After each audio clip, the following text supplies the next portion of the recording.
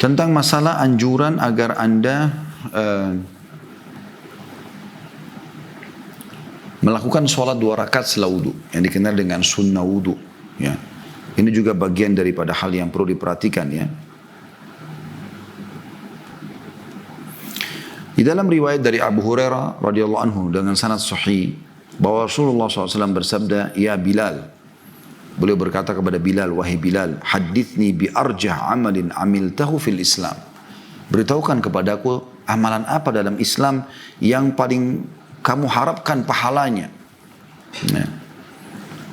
Fa inni sami'tu daffan 'alaika baina yadayya fil jannah. Sesungguhnya aku sempat mendengar terompa sendalmu yang aku dengar di surga.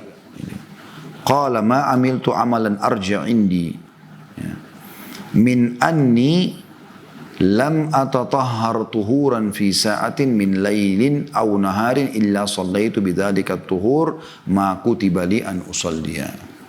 Kata Bilal anu, tidak ada amalan yang paling aku harapkan balasannya, ya, dibandingkan setiap kali aku selesai bersuci, berwudu, baik itu di waktu malam ataupun siang, kecuali aku sholat setelahnya apa yang telah Allah mudahkan atau catatkan untukku pada saat itu.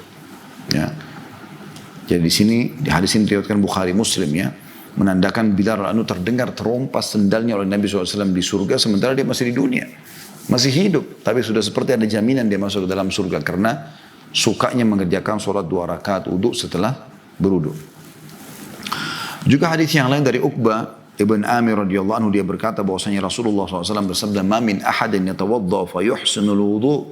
Tidak ada seorang pun yang wuduk kemudian dia menyempurnakan wuduknya, dia membaguskan, dia serius dalam masalah wuduk. Setiap gerakannya, setiap tetesan air, setiap anggota tubuh harus kena air wuduk itu. Wa yusalli raka'atain, kemudian dia salat 2 rakaat. Ya. Yuqbilu biqalbihi wa wajhihi alaihima. Dia hadirkan wajah dan hatinya, ya, untuk keduanya.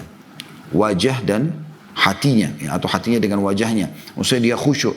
Illa wajabat lahul jannah. Kecuali dia, ya, wajib untuknya surga. Artinya dia jamin masuk surga. Ini hanya sholat sunnah 2 rakaat setelah wudu. Ya.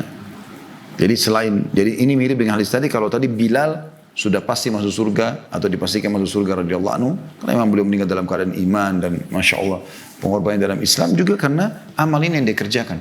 Dan kita seperti dapat bocorannya kenapa beliau dapat masuk surga atau terdengar terompas sendalnya di surga. Dan ini Nabi SAW mengatakan juga, siapa yang wudu dengan benar, kemudian dia sholat khusus 2 rakaat saja untuk wudu itu, ya, yang dia hadir dengan hatinya, dia yakin di perintah Allah, dia konsentrasi dengan wajahnya, dia konsentrasi dengan sholat, kecuali wajib baginya surga.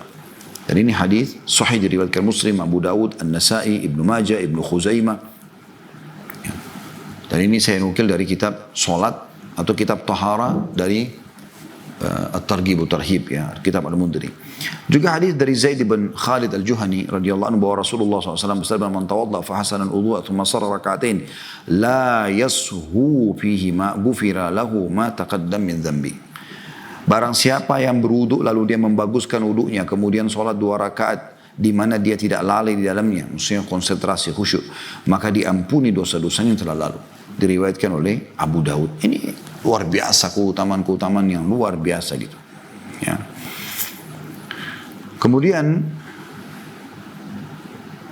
dalam hadis yang lain Abu Darda juga menukil radhiyallahu anhu, dia mengatakan, aku mendengar Nabi SAW bersabda, "Man tawadda fa hasana al-wudu, thumma qama fa shalla rak'atain aw arba'an yashukku as-sahal."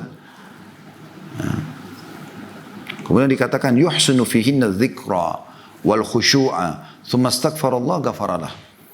Barang siapa yang berwudu kemudian dia menyempurnakan wudunya, kemudian dia mengerjakan sholat 2 rakaat atau 4 rakaat. Di sini perawi hadis ragu antara 2 atau 4. Tapi yang kita nukil tadi dalam riwayat yang sebelumnya itu adalah 2 rakaat, ya.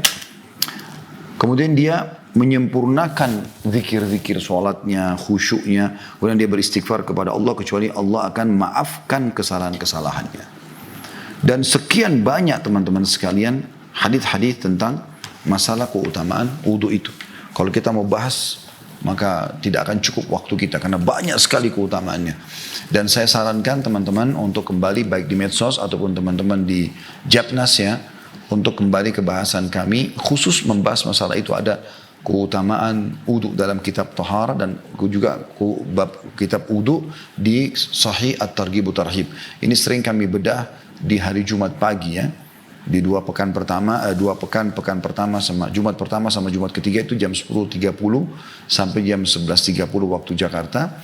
Itu kita membahas buku ini, dan di pekan kedua sama pekan keempat itu di jam 1 siang selepas sholat Jumat. Dan ini sekarang kita sedang masih dalam kitab sholat ya, atau kita baru menyelesaikan kemarin. Dan kitab wudu dan tahara sebelumnya. Itu sangat panjang lebar hadis-hadis tentang keutamaan wudu itu sendiri ya. Termasuk tentu di situ ada penyebutan tentang keutamaan wudu yang dilakukan pada saat mau tidur ya. Pada saat orang lagi tidak hadir ya.